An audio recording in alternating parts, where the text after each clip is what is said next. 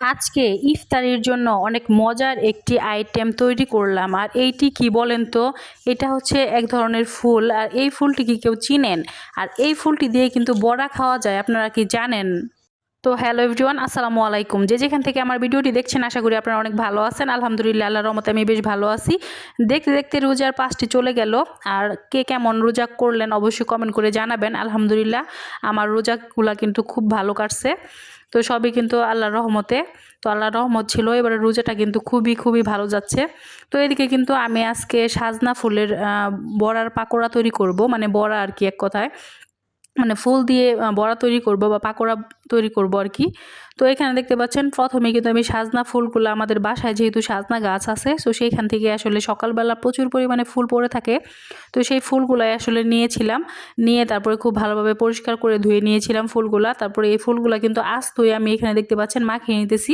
আর এখানে কিন্তু আমি অল্প পরিমাণে বেসন আর চালের গুঁড়া ইউজ করছি, যাতে করে বড়াটা ক্রিস্পি মচমচে হয় সেই জন্য। আর এখানে কিন্তু সকল প্রকার মশলা দিয়ে দিচ্ছি, আদা জিরার বাটা, অল্প একটু গরম মশলার গুঁড়া, একটা ম্যাগি মশলা, এখানে পরিমাণ মতো পেঁয়াজ, কাঁচামরিচ আর অল্প একটু রসুন, সব কিছু আসলে কুচি কুচি করে কেটে দিয়েছিলাম। আর সব কিছু একসাথে কিন্তু এখানে হলুদের গুঁড়া, মরিচের গুঁড়া, পরিমাণ মতো লবণ, একটু টেস্টি সল্ট, মানে অনেক কিছু দিয়েছিলাম।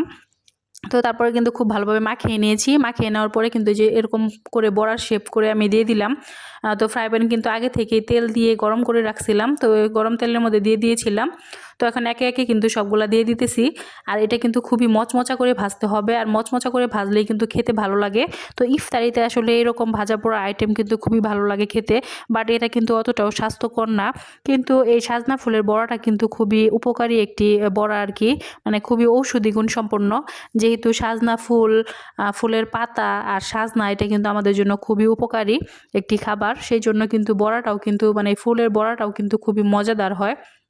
আর সাজনা ফুলের বড়া কিন্তু অনেকেই খায় না। আর যদি এরকমভাবে একবার ট্রাই করেন তাহলে কিন্তু এটার ফ্যান হয়ে যাবেন। খেতে কিন্তু অসম্ভব মজার হয়। তো দেখতে পাচ্ছেন এক পাশ হয়ে গিয়েছে, আরেক পাশে আমি উল্টিয়ে দিলাম। আর লাল লাল করে কিন্তু ভেজে নিতেছি, মানে একটু সময় নিয়ে ভাজতে হবে যাতে এটা খুবই সুন্দরভাবে মচমচে হয়। আর মচমচে হলে খেতে ভালো লাগে। তো ইফতারিতে আসলে এই সাজনা ফুলের বড়াটা আসলে খুবই মজাদার হয়েছিল খেতে। আমার কাছে এরকম আসলে মানে আইটেমগুলোই বেশি ভালো লাগে খেতে। আরেকদিন আপনাদের সাথে কলার বড়াও শেয়ার করব, মানে কলা দিয়ে, কাঁচা কলা দিয়ে। তো আমাদের কিন্তু কলা গাছ আছে, তো সেখান থেকে কিন্তু একদম ফ্রেশ কলা নিয়ে আইসা তারপরে বড়া বানালে সেটা কিন্তু খেতে খুবই মজাদার হয়। মানে নিজেদের গাছের এক কথায় জিনিসপত্র খেতে কিন্তু এমনিতে একটু ভালোই লাগে, স্পেশালি হয়। আর কিনা শাকসবজি কিন্তু অতটা মজার হয় না, বাট নিজেদের গাছের শাকসবজি যতটা মজা হয়। তো কথা বলতে বলতে আমার কিন্তু মানে ফুলের বড়াগুলা ভাজা একদমই কমপ্লিট হয়ে গিয়েছে। তো দেখতেই পাচ্ছেন এই যে সবগুলা কিন্তু উঠিয়ে নিয়ে এলাম। আর এটা কিন্তু একদমই মচমচে হয়েছে।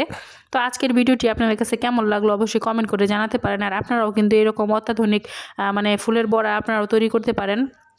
আজকের ভিডিওটি এই পর্যন্তই। সবাই ভালো থাকবেন, সুস্থ থাকবেন। আল্লাহ হাফেজ।